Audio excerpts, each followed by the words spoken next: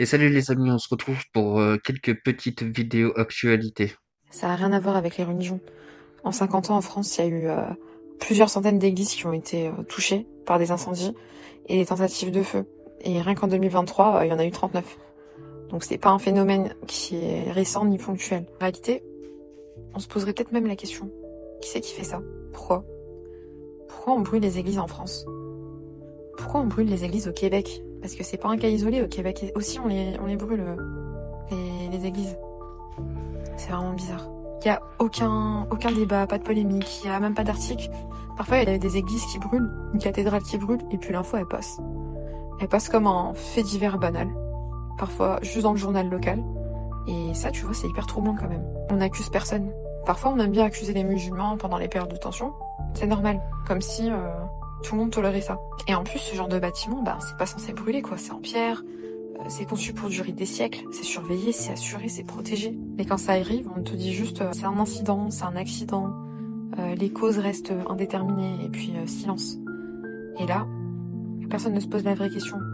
Pourquoi c'est toujours les mêmes types d'édifices qu'on brûle? Pourquoi pas les bâtiments administratifs, les centres financiers? Pourquoi pas les symboles de pouvoir moderne? Pourquoi les cathédrales? En fait, pendant qu'on parle pas, les archives elles disparaissent, les éléments anciens ils sont perdus. T'as des restaurations modernes qui remplacent l'original, on ne sait même plus à quoi elle ressemblait avant. Et après, y a plus personne pour vérifier ce qui était là avant. C'est quoi? C'est une tentative d'éradiquer l'histoire? C'est un travail pour nos mémoires? C'est pour effacer les mémoires? De quoi? On préfère que le public se dispute sur des sujets secondaires, musulmans, chrétiens, intentions modernes. Alors que ce phénomène-là, il existe depuis des siècles, à travers les époques, à travers les continents. Clairement, ça n'a rien à voir avec l'actualité. Moi, je dis pas qu'il y a pas de responsable ou un responsable unique, je dis juste qu'il y a un malaise historique. Ces bâtiments qui racontent quelque chose, ça colle pas avec le récit officiel. Et quand quelque chose dérange vraiment, on n'a pas besoin d'accuser quelqu'un, on laisse brûler, on restaure et on oublie. Pour moi, c'est un scandale. Si on se penche encore un peu plus loin sur le sujet, tu verras que pour toutes les qu'il y a au Moyen-Orient, quand il y a des bombardements, etc., la première chose qu'on bombarde, ça va être les mosquées anciennes, les églises anciennes, les anciennes cathédrales, les anciennes basiliques. Pourquoi? Qui fait ça en fait? Pourquoi il y a un phénomène mondial de centaines d'églises et de cathédrales qui brûlent en Occident et en Orient et tout le monde s'en fout? C'est vrai que ça fait quand même quelques années qu'ils sont en train de s'en prendre aux églises et j'ai pas trop compris pourquoi en vrai. Rappelez-vous, il y avait la cathédrale de Paris, je crois que c'était pendant les Gilets jaunes ou pendant le Covid, je sais plus exactement, mais il y a eu la cathédrale vers Paris, tout ça, et c'est vrai qu'il y a plein d'églises qui sont en train de cramer. Donc c'est curieux déjà qu'ils en parlent pas, et je me demande pourquoi en vrai. C'est officiel. Et c'est un scandale politique en France. Emmanuel Macron a lâché une bombe politique qui secoue tout le pays. Macron a annoncé qu'il pourrait annuler les élections de 2026 si le résultat ne convenait pas. Il l'a dit lors de ses vœux du 31 décembre, très calmement, presque comme une lettre à la poste. Pendant les vœux, Emmanuel Macron nous a expliqué qu'il ferait tout pour garantir que les élections se déroulent sans ingérence étrangère. Ce que ça veut dire, il pourrait annuler une élection. Pourquoi je vous dis ça? Parce que ce n'est pas une théorie. C'est déjà arrivé. En Roumanie récemment, une élection a eu lieu dans l'Union européenne. Résultat, 63% contre 37% pour un candidat qui voulait sortir de l'Union européenne. Mais ce candidat a été accusé d'être soutenu par la Russie. Résultat, élection annulée pour cause de supposée ingérence étrangère. Et ce n'est pas fini. Un commissaire européen a ensuite déclaré publiquement « Nous l'avons fait en Roumanie et il faudra évidemment le faire si nécessaire en Allemagne ». Autrement dit, dès qu'il y a une ingérence étrangère, réelle ou supposée, on annule l'élection. Tout ça s'inscrit dans une idée portée par l'Union européenne, le bouclier démocratique européen. À chaque fois qu'un candidat ne convient pas à l'Union européenne, on peut annuler l'élection du pays concerné. Quand Emmanuel Macron vous dit « Je ferai tout pour éviter qu'une élection ait lieu avec une ingérence étrangère », ça veut aussi dire « J'utiliserai le Conseil constitutionnel pour annuler une élection si le résultat ne me convient pas ». Et ça vaut pour l'extrême gauche comme pour l'extrême droite. Bonne chance à ceux qui survivront politiquement. Que pensez-vous? Dites-le moi en commentaire. Mais en vrai, c'est des ouf quand même de dire des choses comme ça parce que, en vrai, le mec, en gros, vu qu'il est pas d'accord, il dit c'est pas comme ça et c'est pas comme ça. Mais c'est un ouf, lui, en fait. Je crois ils ont pas compris que normalement c'est pas comme ça. Et puis de toute façon, il a déjà fait 2 élections, donc normalement il devrait pas pouvoir repasser. Et de toute façon, je suis même pas sûr qu'il puisse le faire. Donc voilà, ça reste à voir, hein. Je viens de péter un petit jeune là de 13 ans et il est en train de s'étouffer avec une puff. Eh, je lui ai pris sa puff. D'accord? Mais Mais il est con, quoi. arrêtez avec ça, là. Il est con, quoi. C'est de la merde. D'accord? Arrêtez avec ça. En fait, moi, ce qui me fume de rire, c'est que j'imagine le petit. Le petit, il a rien demandé. Il a rien demandé, il est asthmatique. Il se retrouve dans sa puff d'assa.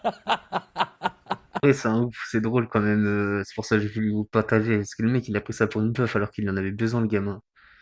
Et Gladiator, ce qu'ils ont essayé de nous faire oublier. Écoutez bien la vidéo car elle est exactement dans le thème de ce qui se passe en ce moment. Les empereurs l'avaient bien compris, occuper le peuple et tu contrôles tout. Du pain et des jeux. Le premier programme de diversion des masses de l'histoire. Vous savez que certains gladiateurs étaient tellement populaires qu'ils faisaient plus peur au Sénat que les armées elles-mêmes. Un seul regard du peuple et boum, l'ordre pouvait basculer clairement. Alors qu'est-ce qu'ils ont fait? Ils ont créé des héros. Puis ils les ont brisés. Parce qu'un peuple qui admire un homme, c'est un peuple qui peut suivre un leader. Et ça fait trembler tous les trônes. Les archives mentionnent une cellule spéciale sous le Colisée où on étudiait les réactions du public comme on étudierait un animal de laboratoire. On ne divertit pas un peuple, on l'endort. Un gladiateur trop admiré devient un homme politique potentiel. Et un homme politique né dans le sang n'obéit à personne. Donc lorsque la foule acclamait un nom trop fort, il disparaissait une nuit, sans bruit, remplacé par un autre héros fabriqué de toutes pièces. Et si rien de cela ne s'était arrêté?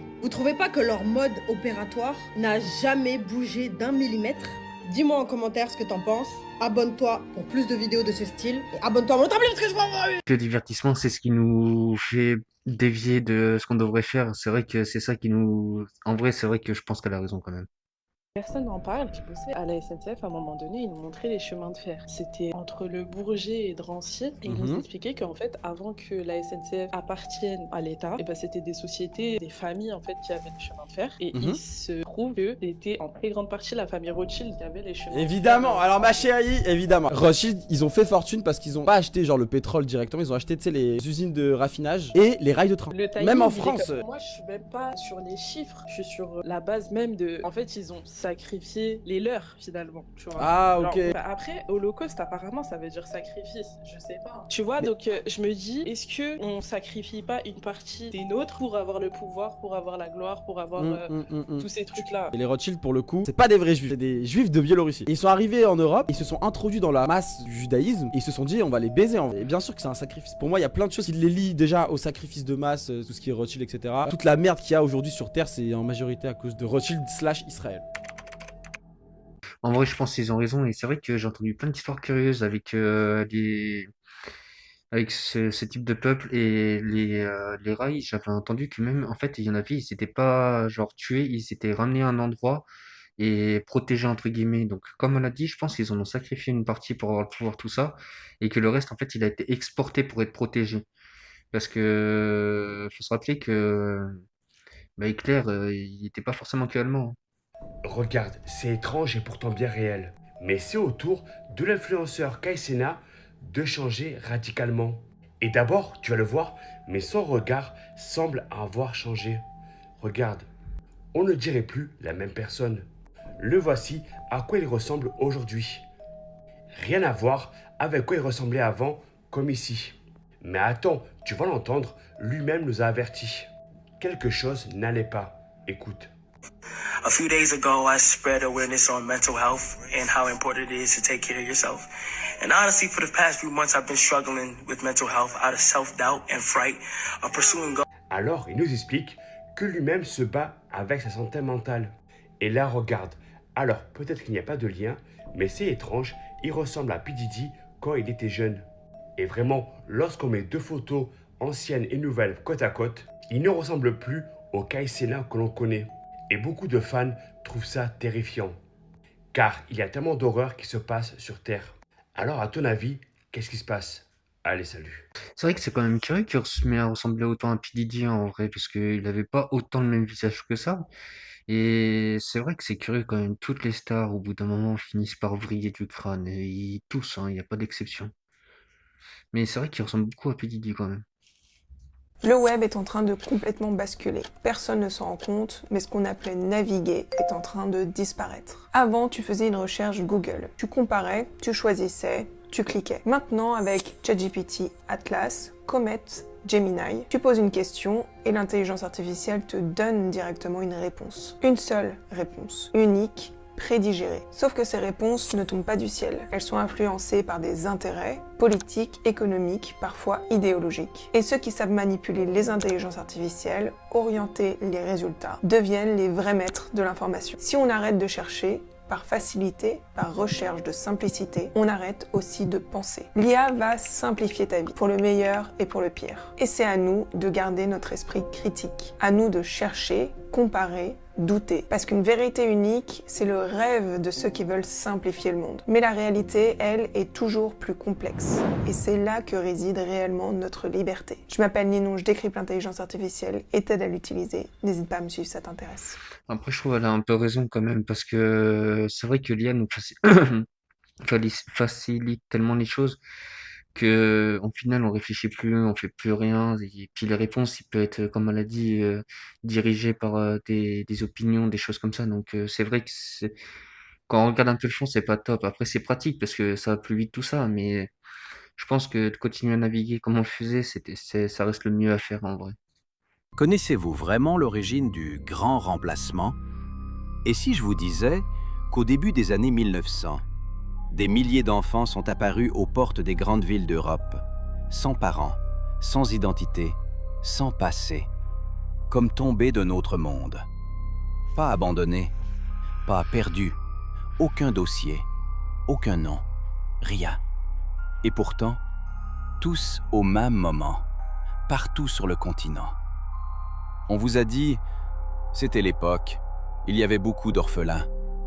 Sauf que la Première Guerre mondiale n'avait pas encore commencé. Aucune catastrophe officielle, aucun événement capable d'expliquer un tel raz-de-marée.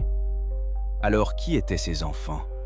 D'où venaient-ils? Avant tous ces orphelinats, tout a vraiment commencé avec les enfants trouvés, qui je crois ont été parmi les premiers à être déplacés dans les villes européennes de l'Ancien Monde. Ces premiers orphelinats, appelés hôpitaux pour enfants trouvés, étaient des institutions financées par l'Église catholique pour accueillir les enfants trouvés. Ils ont commencé à apparaître dans toute l'Europe au début des années 1700, en Autriche, en Belgique, en France, en Angleterre, en Écosse, en Irlande, en Italie et en Russie. Pourquoi tant d'enfants sans parents? Y a-t-il eu un événement qui a entraîné le déplacement d'un grand nombre de personnes à cette époque? J'ai examiné les armoiries de l'hôpital et elles contiennent des symboles phéniciens évidents. La Diane aux multiples seins ou Artémis. Pourquoi aurait-il besoin d'utiliser d'anciens symboles de repeuplement? Il s'agit d'une opération de replantation de semences. C'est ce qu'ils vous disent. Ces hôpitaux, tout comme Napa State, pratiquaient l'eugénisme. Ils essayaient de créer la race humaine parfaite. Ces lieux étaient donc des centres de repeuplement expérimentaux pour des villes récemment nettoyées. Pourquoi autant d'orphelinats surgissent soudainement, comme si quelqu'un savait à l'avance qu'il faudrait accueillir une génération entière sortie du néant? Et si l'Europe avait été frappée par un désastre dont on vous a effacé la mémoire? Une catastrophe si immense qu'il aurait fallu repeupler le continent. Le grand remplacé. Qui étaient ces anciens Européens? Qu'est-il arrivé? Pourquoi les a-t-on grands remplacés? Tant de questions. Mais bon, heureusement que tout ça n'est qu'une théorie, n'est-ce pas? Vous voulez connaître mon avis? Eh bien, je ne peux pas tout vous dire dans cette vidéo. Alors partagez, faites des duos et abonnez-vous à Moonjack et tapez Révélation, car dans la prochaine vidéo, nous en saurons plus sur leur plan. Et souvenez-vous, la vérité est souvent plus sombre que vous ne le croyez. En vrai, j'ai entendu plein d'histoires sur ça. Si vous voulez, je pourrais vous en faire dans un sujet un peu plus long, dans un concept où on fait des vidéos un peu plus longues sur un sujet. Et c'est vrai que ça s'est passé vers les 1800, 1850, et ça allait même jusqu'au 1900. En fait, il y a eu une grande catastrophe, tout ça. Et il y a eu un repeuplement, j'ai entendu parler de ça. Donc si ça vous intéresse, pour pas faire trop long, je pourrais vous en faire un dans un sujet de vidéo un peu plus complète. Bonsoir à tous. Alors quel est ce document révélé par le Canard enchaîné? Eh bien, c'est un document envoyé par les services du ministère de la Santé et qui n'avait pas été rendu public. Il est adressé au directeur des agences régionales de santé. Voilà ce que l'on peut y lire. Il faut que toutes les agences de santé de France soient prêtes d'ici mars 2026 pour un engagement majeur, en clair, à une guerre. Ce que confirme cet autre passage, dès à présent, le travail de planification engagé doit sensibiliser la communauté soignante aux contraintes d'un temps de guerre. Et le message insiste, tout le monde est concerné, les médecins, les infirmières, les aides-soignantes, les sages-femmes, les anesthésistes, les réanimateurs.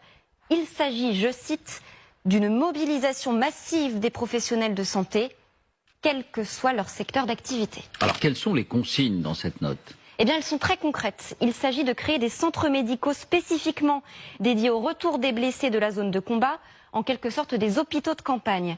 Ils doivent être capables d'accueillir environ 100 soldats par jour pendant 2 mois, voire 250 en 3 jours pendant les pics d'activité. La note indique que ce serait une population masculine, jeune et apte au combat. Avec cette précision, ces centres accueilleraient des soldats français, mais pas seulement. L'Hexagone se prépare à devenir une base arrière pour les Alliés, note le Canard enchaîné. Il faut imaginer une infirmière au chevet d'un soldat polonais, les poses de perfusion d'un soldat allemand ou encore les pansements compressifs d'un soldat lettonien. Au-delà de ces centres médicaux, les soldats français seraient dirigés vers les hôpitaux militaires déjà existants. Il y en a 8 en France. Mais la note insiste bien, les hôpitaux publics devraient être mobilisés pour accueillir les autres. Nous avons fait un rapide calcul, 100 soldats par jour, cela fait 500 000 pendant 6 mois. Les médecins sont les premiers surpris. Voilà ce que nous déclare Mathias Vargon. Il est chef des services d'urgence à l'hôpital. Je trouve cela complètement dingue. À l'heure où les hôpitaux vont devoir réduire la voilure, on fait comme si cela n'existait pas. On demande de mobiliser des gens qui sont déjà mobilisés. Écoutez maintenant Bruno Mégarban de l'hôpital Lariboisière. Ces hypothèses extrêmes qui sont envisagées ne sont pas les hypothèses que nous testons quotidiennement, alors même que les hôpitaux de référence, et notamment l'hôpital Lariboisière en cas d'attaque chimique, s'exercent. Je peux vous dire à peu près, nous pouvons faire face en Île-de-France à un afflux de 200 personnes victimes d'un attentat chimique, mais on est très loin des 100 000 proposés dans le plan, évidemment. Merci, Lucie. Non, mais juste, c'est important quand même de se le mettre en tête parce que j'ai fait une vidéo hier où il y a des gens qui disent oui, mais les réseaux, vous faites que de raconter de la merde pour faire peur aux gens. Pour tous les ignorants de la ville qui sont toujours en train de venir faire les malins, à dégager tout scénario et en se disant que c'est pas possible. Vous avez quand même la mémoire sacrément courte parce que je vous rappelle qu'il y a 5 ans, quand il y a une certaine pandémie qui a commencé à arriver en Chine, vous étiez les premiers à dire « Oh, mais il va rien se passer, il se passera rien, ça va rester là-bas ». Et 3 mois plus tard, vous étiez tous dans vos maisons, vous aviez 1 heure par jour pour sortir vos chiens et vous pouviez même plus aller faire vos courses. Donc avant de faire les malins, à toujours vouloir dire ça n'arrivera pas, bah mettez-vous dans l'idée que ça peut arriver. D'accord? Parce que ce qui s'est passé il y a 5 ans, jamais de la vie t'aurais anticipé. Donc, d'après notre chère ministre de la Défense, elle nous explique que tout ça n'est qu'anticipation. D'accord? Que c'est un travail d'anticipation qu'il faut toujours avoir, comme c'était le cas pendant la pandémie. Alors, vous m'expliquez quelle anticipation il y a eu pendant la pandémie, parce qu'il n'y en a eu aucune. C'est des conneries, d'accord? Il y a 2027 qui arrive, une entrée en guerre de la France donnerait aujourd'hui une légitimité à Emmanuel Macron pour jouer avec la Constitution, pour pourquoi pas reporter les élections de 2027. Moi, ce scénario-là, je l'ai dans ma tête depuis plusieurs années. J'ai quand même l'impression qu'au fur et à mesure du temps, il va se confirmer. Donc on en reparlera. En tout cas, vous pouvez faire toute l'ignorance, vous pouvez avoir toute l'ignorance que vous voulez, en vous dégageant du fait que tout ça n'arrivera pas. Vous faites ce que vous voulez. On n'est pas là pour vous faire paniquer. Par contre, rentrez quand même dans un scénario dans vos têtes que tout ça est possible. Parce que quand tu commences à vouloir mobiliser tous les soignants de ton pays, c'est qu'il se trame quand même quelque chose de pas très clair derrière. C'est-à-dire que les choses vont pas arriver, mais en vrai, des fois, c'est vrai qu'il y a des choses qui sont arrivées, les gilets jaunes, le corona, et plein d'autres choses, la guerre en Ukraine. C'est vrai que toutes ces choses sont arrivées alors qu'on pensait que ça allait pas arriver. Donc, juste rester méfiant. Ça va pas paniquer non plus, mais juste rester méfiant parce que quand même, ils sont en train de tuer toute la France par rapport à la guerre. Ils prennent l'argent, ils enlèvent l'argent des hôpitaux, ils font n'importe quoi en vrai par rapport à cette guerre. Donc, c'est vrai qu'il faut quand même se méfier. Mais bon, la vidéo, elle est finie. Sur ce, je vous dis une bonne journée et une bonne soirée.